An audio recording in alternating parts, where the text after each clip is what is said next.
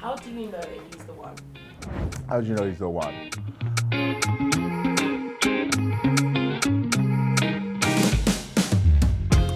Well, first of all, I know this sounds cliche, and I always say it sounds cliche, but it's true. It's not about him being the one, it's about you being the one. You don't meet the one till you are the one.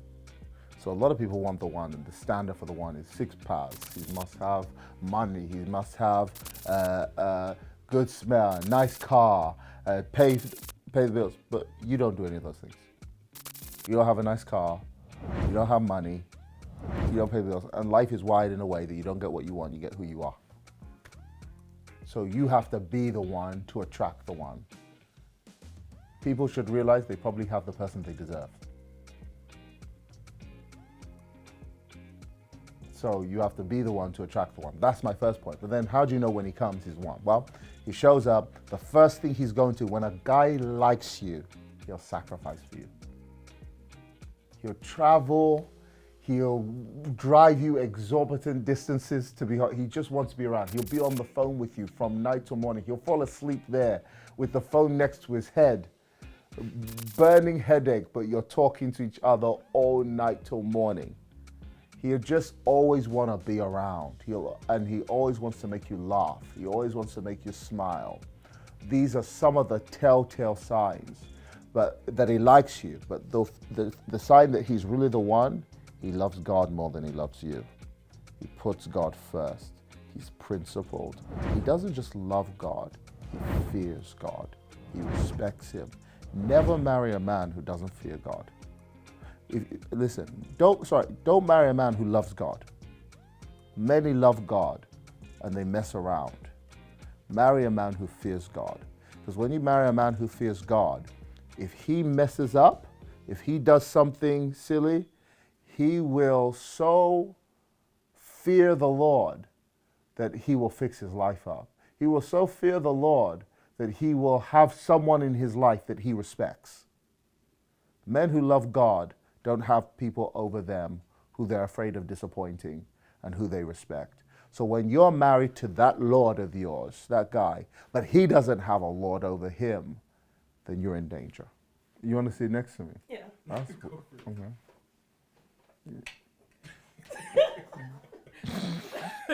I feel like low-key apostle doesn't like me, but... What advice would you give to young ministers who are in ministry but want to start dating? Cool, don't date your sheep. Oh, child. Don't date your sheep. Tell me more. It's really awkward when you have to break up with them. And unfortunately, so many men of God, they feel like, like Apostle, is it Peter who was on the ceiling, he saw all these animals and God said, rise, kill and eat. They think all the women in their church is rise, kill and eat. And so they date this one, then they date that one, then they date that one, then they date that one. And now you've just ruined your name in your flock. Now, if you're going to date someone who's in your church, make sure you marry him. Yes, have you ever dated someone? I'm talking from experience. Of course, I'm talking from experience. Don't date your sheep. It can destroy your church. It can destroy your movement. Find someone outside somewhere. That's just my advice. Just find someone outside. Now, if you can't help it, one babe comes in. Interview the girl properly, please. Just know her first. Don't be deceived by beauty. Know her first. Find out her ins and outs. The day you make a decision, stick to your decision. If you've dated more than 3 girls in your church, I was going to say something worse. I don't know if it's PG. No, you can say. We can cut it out anyway. Use a hoe. Oh! This is... Use a hoe. You date 10 girls in your church, now your reputation is just about everywhere inside your movement. It shows you have a lack of self-control. It shows indiscipline, lack of self-control. Listen, after fear God, fear women. Hey. Fear men. After the fear of God, second to the fear of God, even above demons and principalities, fear women.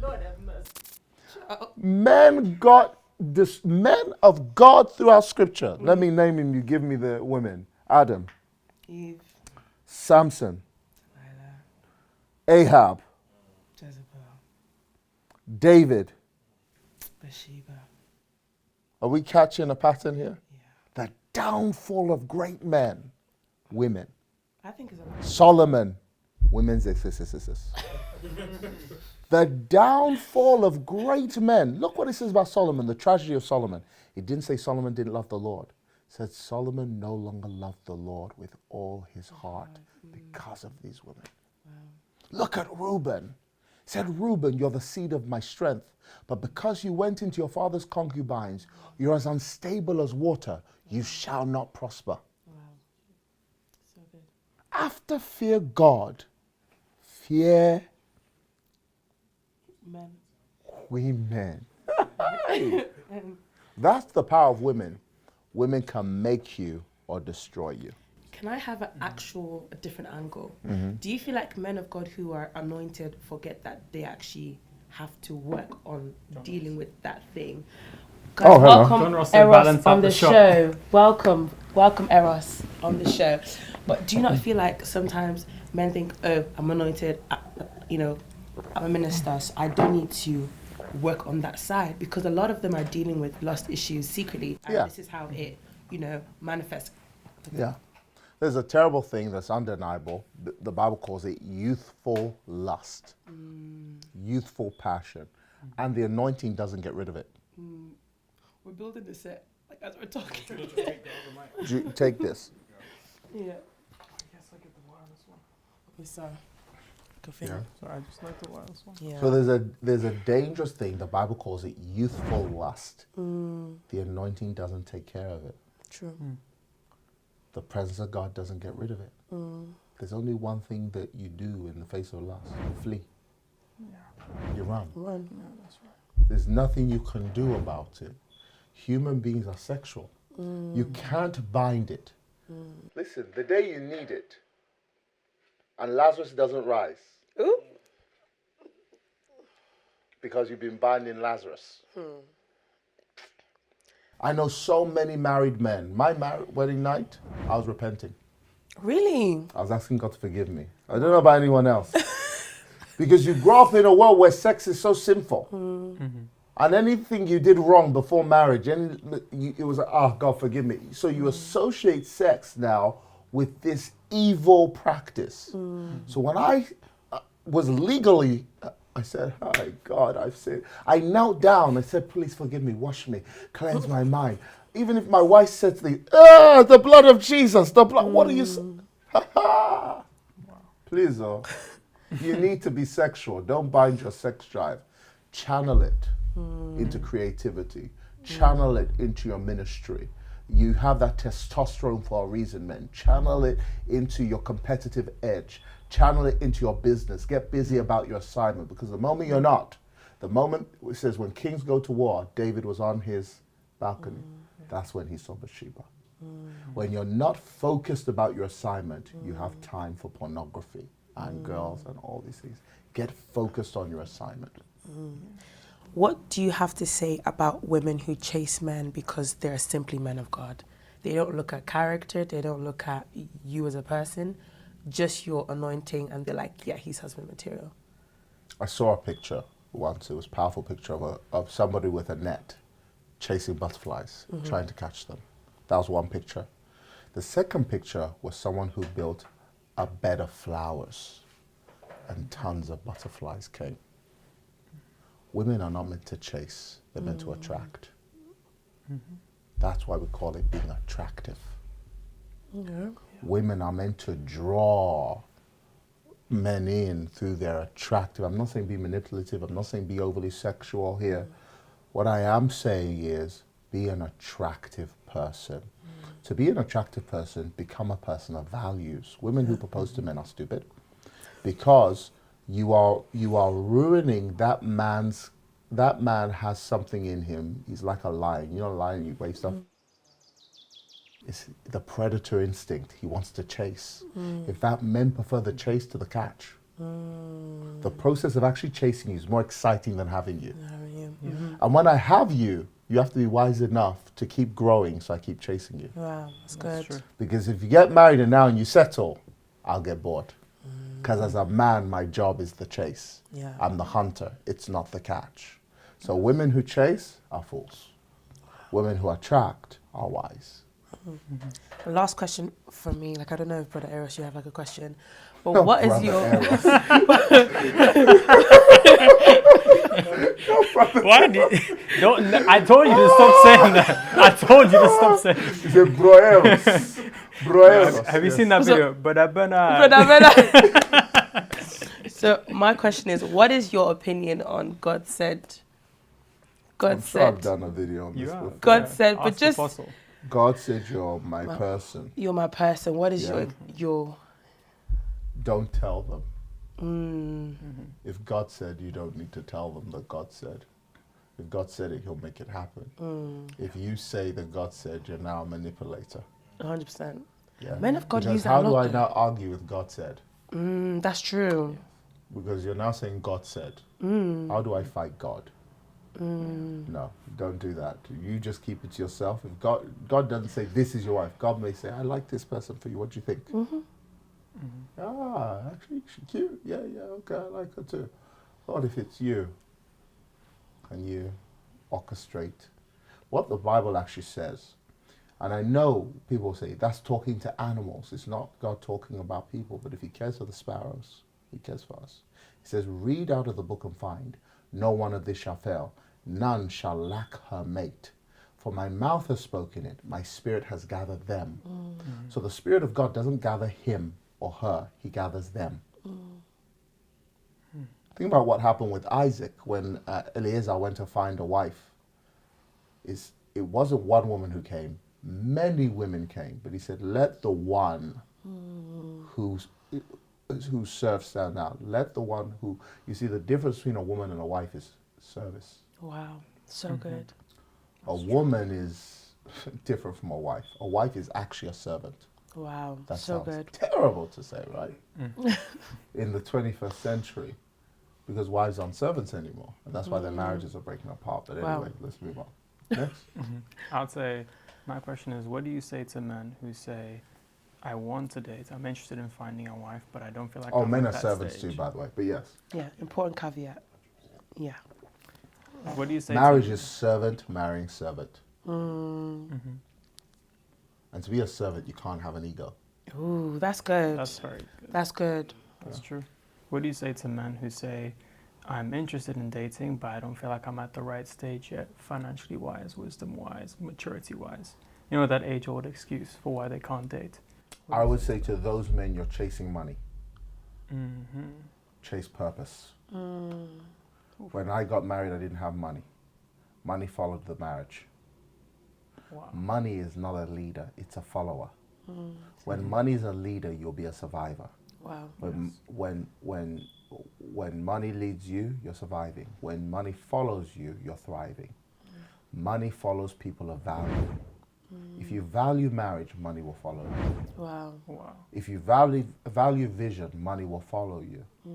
Sometimes it takes the responsibility of someone else for you to create the kind of person that money values. Wow. I got more money when I had my wife, because he that finds a wife finds That's a good thing. and gets favor. Yeah, that's a So blessing. when I was getting married to my wife, I was broke. It's ironic, her name means she came in a time of wealth. Because when I got married to her, then I started to see wealth. I started to actually see the need for wealth Wow. Wow. when I got married. Before, I'm a single bachelor. Why do I need money? I'm living in my parents' house. Now it's like, I'm married. Create a business. Yes. Start to do this and that. That's why that story about Peter sending the disciples fishing to catch one fish is entrepreneurship. It's entrepreneurship. What it means is there's value in the marketplace. Find your customers. Yeah. Yeah. The value is in the marketplace. So we have to learn to go and find our markets and where we're called to be. So what is the base level that a man should be at least to get started? Because obviously, or do you think there isn't one? I feel like many use that Like, as an There's excuse. a stage. No, I understand it because men are all about Their money. having their the money together, having the bag together. Absolutely, I understand it. In terms of a minimum, again, I had nothing. My wife married a man with nothing. She married a man, this was my income, living in London, £500 a month. She saw the vision. She married a man with a vision, Yeah. not a man with an income. When she saw a man with a vision, she went to work and got the job. I worked the vision. Wow. I said, please take care of our costs. Let me take care of our profits. Wow. So while she was doing the survival thing for me, I was sitting at home studying, how do I engage my market? How do I refine my gift? Who's the expert in my market? How do I listen to them? How do I get their courses? How do I pay attention more? How do I activate the knowledge? How do I start acting? How do I create my own luck? That's what I was doing at home. When you're in entrepreneurship, things don't go straight to profit. Things go down first. Yeah. Cost, education. Then suddenly, if you do all the foundational work you need to do, it's like a tree. It grows down before it grows up. You do all the things you need to do. That's why they say champions aren't made in the ring. They're made in the gym. They're made in the place where nobody's looking. So good. So for years, I was studying, working in the house, just creating business and economy. So the time I built the fund, and then my first cash injection was £100,000. So good. Vision first. Vision first. Wow. Run with your vision. Your wife should marry not a man of finance, but a man of vision. Wow. Finance can dry up even when you're married. Yeah. We've had seasons where we had no more money, just faith. Yeah. We trusted God to just bring money at the right time. Even food, we didn't have food because my wife was made redundant. I didn't have a job. We didn't have food. We had faith. So that's what you learn in those seasons. I don't have money, don't have food, but I have faith. God, what can I do? You'll say, what do you have in your hand? You start building. And I'm so glad my wife has been with me through those journeys. So I can't say my wife is like a trophy wife or she's been there in the struggle. She's prayed with me. She's fought with me. She's battled with me through hard times. So when we're enjoying our mountaintop experience, I'm not going to say this is a gold digger. This is someone who just came around when things were good. No, she was there battling in the struggle with me. Would you agree with this statement that when it comes to relationship and marriage, that love is not enough? Yes, love is definitely not enough. Yeah. Love is definitely not enough, especially the love of the Western world, which is like stargay, the family love, eros, the sexual love, phileo, which is the friend love. Those loves don't last. I can look at my wife one day and be like, huh. She can look at me and be like, what have I done? Call her mom, why did you warn me? Why did I get married to this man? I'm sure everyone, whether they like to admit it or not, it's just that time you just go, huh? Maybe it's you even wondering, how can I take care of you forever? I don't even have the emotional RAM for this year. Nobody talks about this in marriage because everybody's taught on the movies, the guppy, but they don't teach you that there are times, there are moments you fight and you look. What? What, Derek? What? What do you want? I just want to talk to you, that's all. Now you want In times my wife has fought with me and I just say, thank God you're beautiful. Because if you were beautiful and annoying, choose your struggle. If you are ugly and annoying, there's a problem. Thank God at least you're beautiful. So while you're annoying me, I can be like, she's pretty though, she's pretty. I think I even told her, I said, you're like a flower, but you smell like fart. Like, when we were arguing, That's the most Nigerian insult. me and words, I said, you're like a flower, but right now you smell like a fart. You're beautiful, but this one you're annoying me. We fought and fought and fought before, and there'll be hard times in marriage, especially when you got the pressure of kids, you got the pressure of a church, you got the pressure of businesses. All things will test your relationship. Then people will come and test it. What is your favorite part about marriage? My favorite part about marriage has to be the laughter. It has to be the moments you just find silly things to laugh about. Sometimes my wife ran in with the children today. She was pretending to be Yana. Yana, she's always crying. She throws tantrums. So my wife is throwing tantrums exactly the way Yana is. All the kids are saying, go to your room, mummy. Go to your room, mummy. Naughty, mummy. Sit in the corner. And I was just there. It just makes me smile. It just makes me laugh. Or just the times you just go away together and it's just you two. It's weird though when you're parents, because when you weren't parents, you knew what to talk about. When you're parents, it's awkward because you don't know how much the kids have come in between you. Then you go on a date, it's like, so hi, it's good to meet you.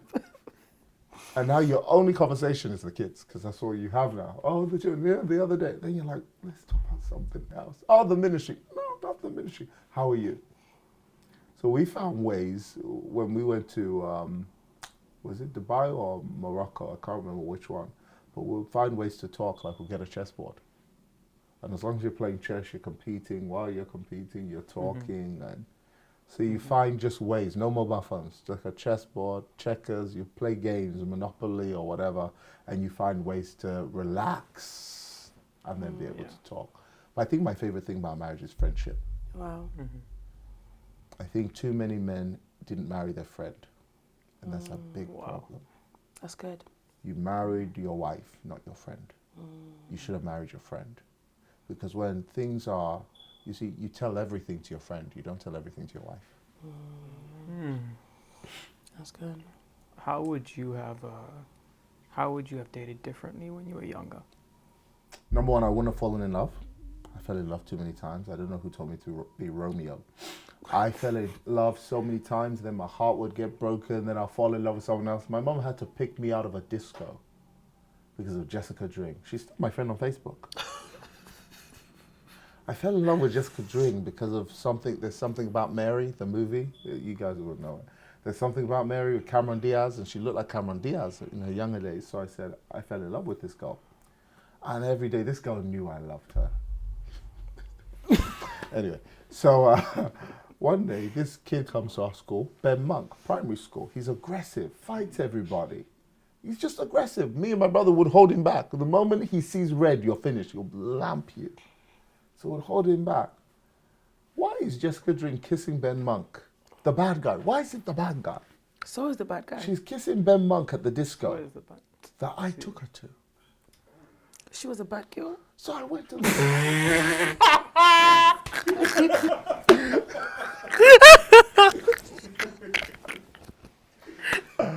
can't explain it like that. You can't explain it.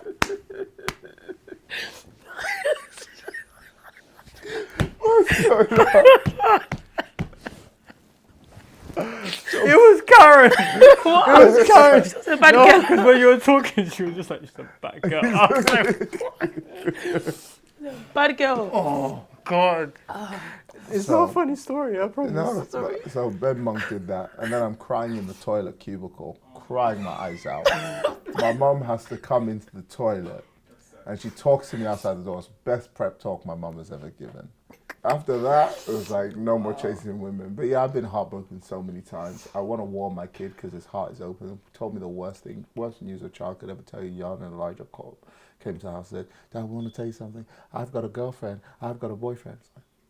Yana has a boyfriend? Yeah, I was like that as a child. I had serious relationships. My most serious relationship was when I was 5. Serious. No, serious. Like, we were really in love. 5. Wow. And it damages your adulthood. You don't know. Wow. You are in adulthood, the echo of childhood. It damages your whole adulthood. Do not awaken love before it's time. That's the word. Don't awaken this thing before it's time. Chill. Wait till uni. These high school friends, they'll leave you. Go to uni. The ones in uni are the ones that will hang around for the rest of your life.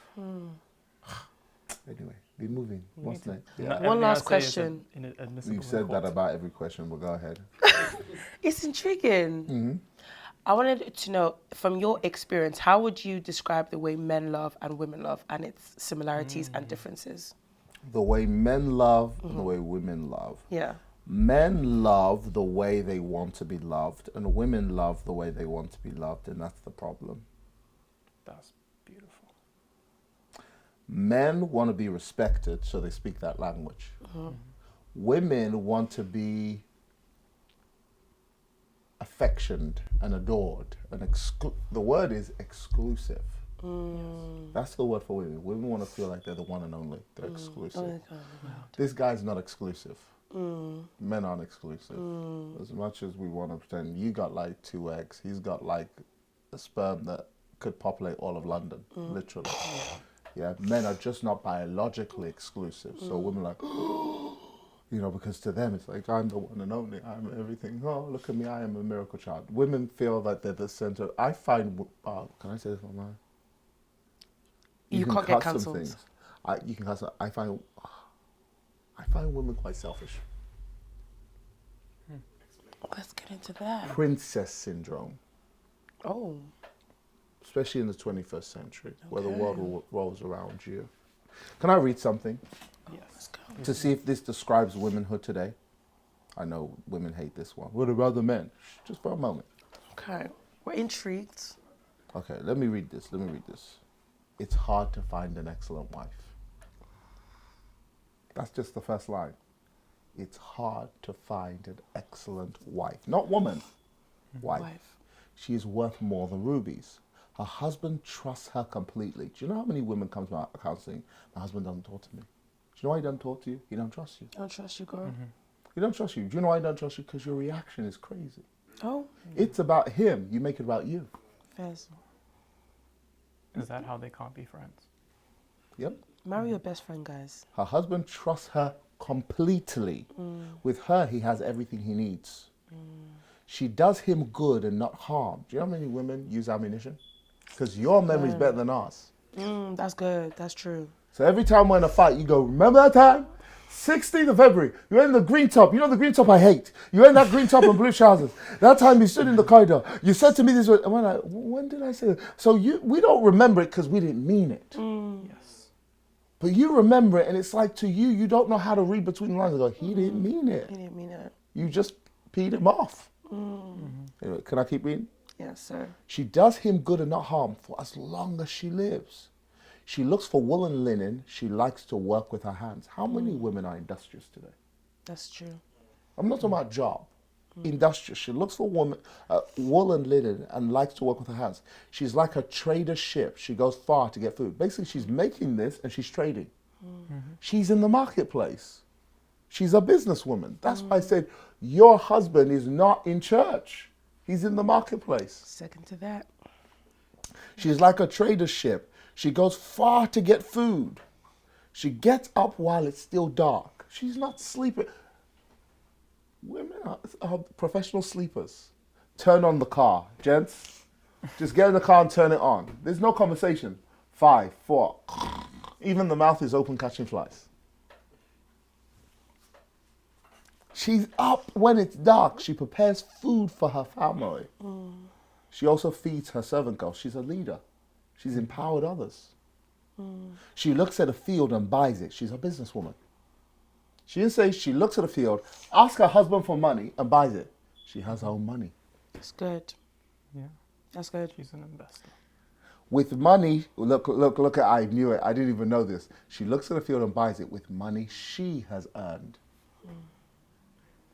I didn't even know that. She didn't get it from her husband. She's not soft-lifing. Money she has earned. She plants a vineyard. This is a woman of wool business. This is a woman of oil business. This is a woman of farming and agriculture. She's got multiple streams of income. She does her work with energy, not emotion. Her arms are strong. She makes sure that what she makes is good.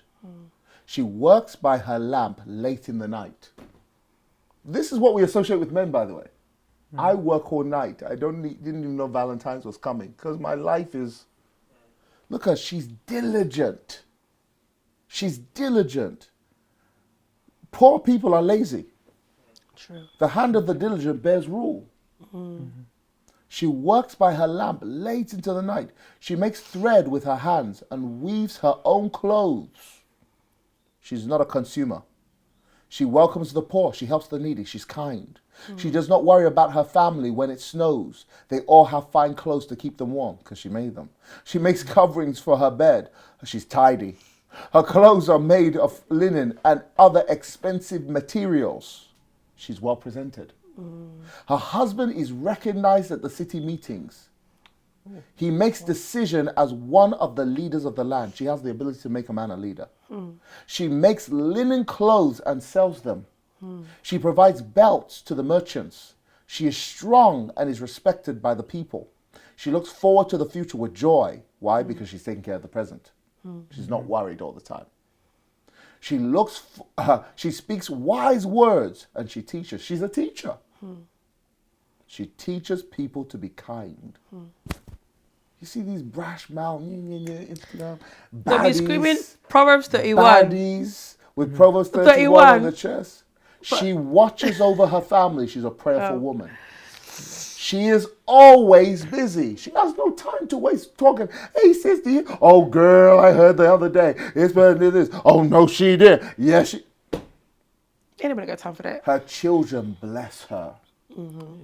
Her husband also praises her. Wow. He says there are many excellent wives, but you are better than all of them. Charm can fool you and beauty can trick you. But a woman who respects the Lord should be praised. Yes, yeah. Give her the reward she has earned. She should be openly praised for what she has done. Wow. So good. That is not heard of today. Not women. I don't even think women are striving for that standard anymore. Wow. They just go, what about the men? Do you know what they're saying? They're saying, pause on me until they become. Wow. Just out of curiosity. And that's why I said, wives don't chase. Girls do. Wives attract. So good. And the way they attract is by being people of value. Be a person of value. You know how many men get with women who appear to be valuable? That's why it says beauty is deceiving. They're like, oh, she's beautiful. That's the only value they see.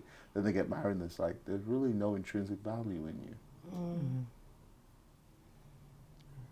Like, especially like, you know, if you like someone and there's this thing of wanting to sleep with that person, and then after you get married, after you guys have done the do, it's like that excitement. It's gone. You've given away everything. There's no more mystery.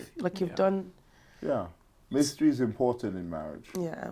You have to maintain mystery. And that means both of you have to be growing. Yeah. Yeah. If you're not growing, the relationship dies. God, I Yeah. don't know about you. I can't stand being tomorrow who I am today. Wow. And the only way to be more is to grow in knowledge, wisdom, and understanding. And grow in the surrender in God's presence. I can't stand being who I am yesterday. That's backsliding. Yeah. Wow. Trying to help y'all out. How do women move towards those traits that are predominantly male without transitioning into sort of, let's say, the independent, quote unquote? I think women chase the wrong thing. That's good. Just on the traits of the Proverbs 31 woman, you even said that she's industrious. A lot of those are typically more dominant male traits. So Or deemed to how be. do they're deemed to be? How do women, trying to help y'all out, how do women move towards those traits that are predominantly male without transitioning into sort of, let's say, the independent, quote unquote? I think women chase the wrong thing. I think they chase the career instead of the business. If men are being paid more than as in wages, that he was meant to make the wages to bring the stable income so that you can do the business. I think women who chase the wages are chasing foolishness. If you want to be paid more than men, if that's your goal, which I think is a very low goal. But if you want to be paid more than men, chase business, chase values, chase real estate commodities, chase assets if you want to be valuable. Then I see another group of women who are like, well, if I become too much, then the men won't like me. So there's this woman who dumbed themselves down, poured themselves up for a guy. And if you have to do that, then you've definitely got the wrong guy off the bat. But to become that, or even close to that, you have to first know it. That a standard like that exists. Yeah. You have to know it in your heart. And then you have to work every day on meditating your way to that person. That's good. If you don't meditate your way to that person, then you won't become that person. That's good. You just hear the scream, what about the man? Just pay attention to yours. That's it. Just do you. And I think sometimes the men, what do the men need to learn to do? What do the men need to learn to achieve? To be more secure in themselves, because they're seeing, because you have men that now we have like a rise of, female entrepreneurs and getting into property and doing things, and some of them they're feeling those a bit. are boys. Some of I'm them talking you're about seeing. men, Okay, we're talking about men. husbands, Okay. people who want to get married. I'm not talking about the boys. The boys are on pornography. The boys are hooked on different things. The boys are chasing their own tails or Bad girls. their jobs, and they want the bad girls. They don't want to marry them. They just want to play with them. Okay, but what could men really learn? I think a lot of things today, but I also have some. I can't say what I have. Can I say that? It's on YouTube. I won't say it. You can cut it, but can I hear it? I'm just curious to hear what you have to say. Let's say someone drop a bomb and leave. Men understand women more than women understand men. Truer words. And by the way, we act like we don't. We know the passwords, we know the combinations, we know the right things to say. We can perform if you want us to. We know exactly what to say, what you want to hear. You say, my dress, we know you want to hear. No, babe, you look fine. Oh, you poor, my goodness. We know it all. In fact, let me show you how bad we know it all. If a man really wants a girl, really wants her, he'll get her. Because we're predators.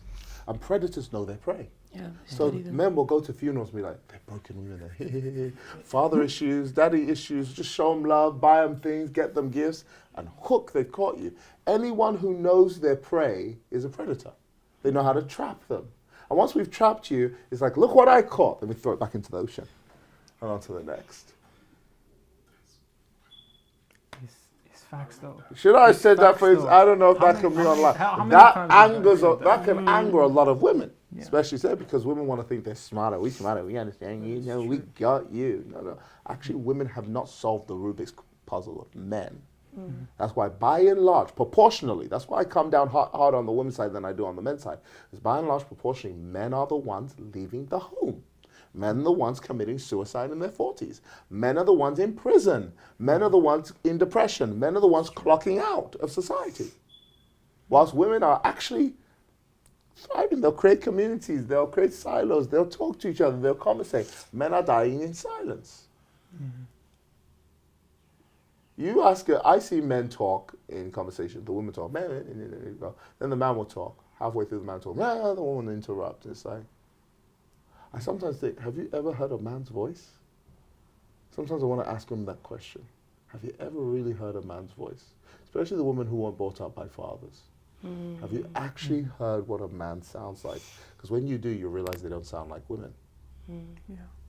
But I think women hear men in womanish. See, she's already upset. Go on, counter me, counter prevail. You really thought you was going to come up here and cuss out men? No, I think it's a crazy point to make, especially in our world today. But what I've observed is men get women. I hear locker talk when I'm around men. And the kinds of things they say about women, it's like, you guys are too easy. They know how to work it. They know, even men of God, unfortunately, I hear their talk. Oh. They One or know two how Bible verses They here. know how to come with the power. They know how to come with the looks. They even know how to tell your future and they'll prophesy prophesy in a to way you. that you know he understands me. They even know how to say this line. Have you ever heard this line? I haven't told anyone else this but you. He told 5 other people. He's told everybody. Sister, can I pray for you? I He's just feel my just heart. I trying don't to wanna make pray for you you. feel special. And you fall for it every single Every time. time. Yeah. Every single time. Their heart's broken every time. I'm not saying they're not dumb men who also fall for the trick of women who just kind of Yeah. want to sleep with them and trap them in that way. There are men who get trapped by thirst traps and all kinds of stuff, and they're stuck in those manipulative things. But I'm talking here about your regular alpha male, your masculine male, the man who's too affirmed in his sexuality to ever be fluid. He can look and go, yeah, if I want her, see that girl there, I can get her. I was like that when I was younger. Oh, before I met my wife. It didn't matter how I looked. If I want you, I'll get you. I'll know exactly. It'll be a strategy. I'm going to be your friend. I'm going to make you laugh till your belly aches. So you're like, no one makes me laugh like you. I'm going to treat you special, like you're exclusive, but I'll be mean enough that I'm unfamiliar with you. I What's know the exactly how to be balance? mean. I know how to play with you. What's the balance between alpha male and just toxic masculinity? Because sometimes it's... If toxic masculinity is a thing, ideas. which I don't believe. I don't believe masculinity can ever be toxic. Oh, you do. True masculinity can never be toxic. The lack of masculinity is toxic. Okay, let's get into that.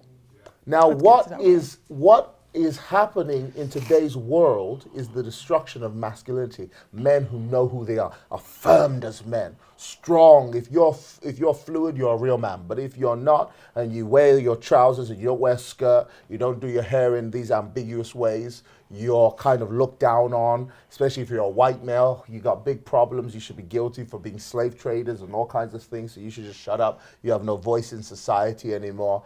The lack of masculinity is toxic. But what you're calling toxic masculinity is not masculinity. It's just boys who never grew up. Okay. Exactly. Those I'll are take boys who that. never grew up. They're hooked on porn. They see you as an instrument to fulfill. They call you bitches. They slap you around. They play with you. They dump you. They commit. Then they leave you alone and all this stuff. What you're dealing with is broken boys. They don't heal.